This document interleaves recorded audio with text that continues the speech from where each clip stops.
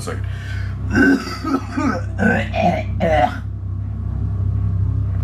Moodz616 sucks fucking dick. What a fucking asshole, man. I met him at Wayside. Fucking dickhead. Goddamn. Fuck him, man. Fuck. It looks. A tisket, a tasket, a bloody basket. Cut his head and ate his leg. Now he's in a casket. Yo, what's up everybody? Welcome to another random horror review. I am your host Moodz616, and thank you once again for stopping in, guys. Alrighty, yeah, this is episode 16 in my random horror reviews. And I've got another one here from Brain Damage Films / Midnight Releasing. Now this one right here I heard a little bit of buzz about. Now my buddy from Body Bag, Steve, he had mentioned this one to me and he said, you know, when you watch this film, you might not want to watch it while you're eating. You were right, homie.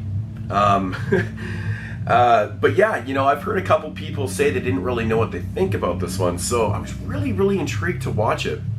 And it's from 2014, and it's a film called Crazy Murder. If you guys can see that right there. Crazy Murder. But yeah, getting into the synopsis of this one. It basically follows a homeless man in New York, and he is simply insane.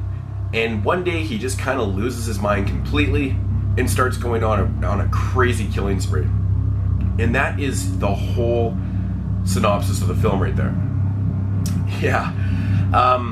Now my thoughts on this one. Now this is a very intriguing film. First off, I'll talk about how it's shot. It's kind of shot in a documentary type style, like handheld cameras and stuff, but it's not a documentary. The interesting feel about the way this movie looks is that it captures New York City quite well, but it captures like this realistic, almost surreal feel to it too at times. You know, it feels really realistic throughout the whole film. You know, kind of like a documentary would make you feel, right? You know, when you watch a documentary, it's supposed to feel real. It's kind of what this movie does. You know, there is parts in the film where it does feel like it's totally documentary, but with that said, it's totally not a documentary. It's just, you know, them following around this guy, you know, and it's kind of like scene to scene. It's very intriguing, actually. The other interesting aspect about this film is that there's pretty much no dialogue. There's no structured narrative in this film. Like I said, it's just kind of like scene to scene with this crazy homeless guy doing what he does. You know, he lives on the streets, eats garbage, and kills people. You know, and what you would expect from a homeless person is to have random ranting and shit like that, and that's what you get in this. It feels very uncomfortable when you're watching this film. You know, you're following this guy around the film, around the streets, and he's just kind of spewing crazy shit, you know, that comes from homeless people. And it makes you feel super uncomfortable at times. Like he's trying to talk to people at times and they're just ignoring him and, you know, shit like that. There actually is a scene where they're doing really quick edits and he seems like he's almost talking to the camera, almost like a documentary style, going back to that. And he's just spitting crazy shit. But I would say pretty much there's no dialogue in this film at all. Now with that said, you would probably think like, holy shit, you know, like how do you know, have a film with no dialogue and stuff? It's visual. It's all about what he's going to do next. You know, you don't really need any dialogue in this film to enjoy it. And with that said, again, this one runs about 97 minutes. At first, I was like, holy crap, this one's going to run way too long. It's going to lose my interest. And, you know, I'm going without dialogue. But no, it didn't. It's the way it's shot. You're intrigued by this character because you really want to see what he's going to do next. It's very interesting. Now, this movie to me basically is a huge metaphor for, you know, the American society just, you know, kind of shitting on homeless people. And with that said, it's quite literal.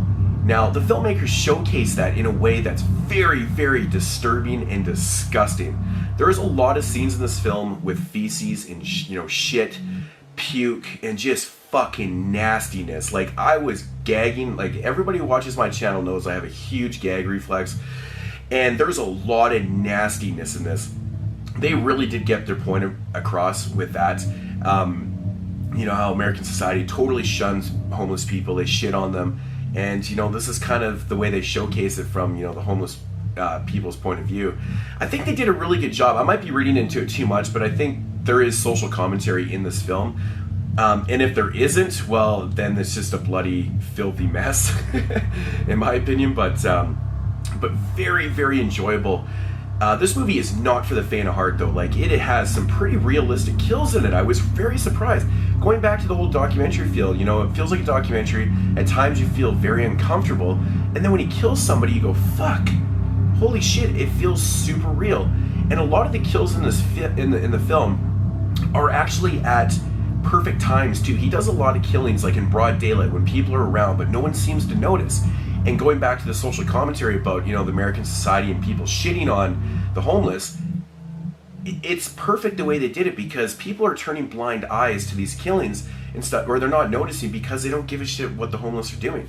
I really kind of understood what they were trying to say in this film. I think that's what they're trying to say anyways. If I'm wrong, I don't know. But I don't know. I really do believe that's what they're trying to get at, and I think they showcased it and did it very well.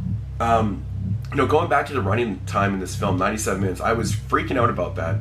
But this one right here kept me intrigued the whole time. I watched this when I got home last night and was wide awake by the end of the film and going, wow, you know, that's something different.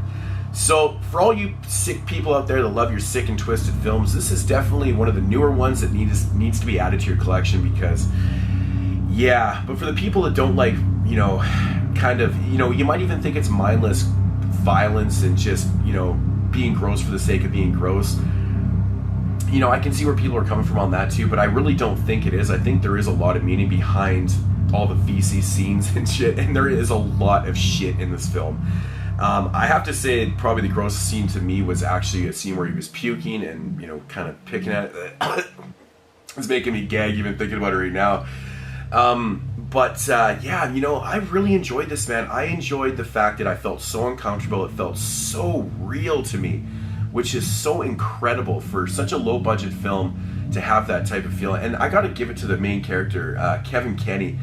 You know, he did a good job as the homeless person. He was very believable as a crazy guy, you know, and that's what's expected from a film like this. So, yeah, Crazy Murder, man. What can I say? You know, what else can I say about it? I think that it just, what it was supposed to do, it did very well. And, you know, like I said, it's not going to be for everybody.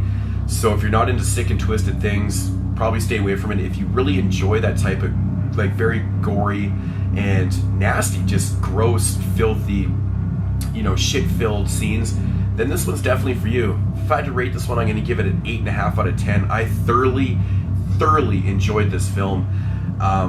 Yeah, just a really, really big surprise to me, man. But Crazy Murder, definitely give it a shot. I thought it was fantastic.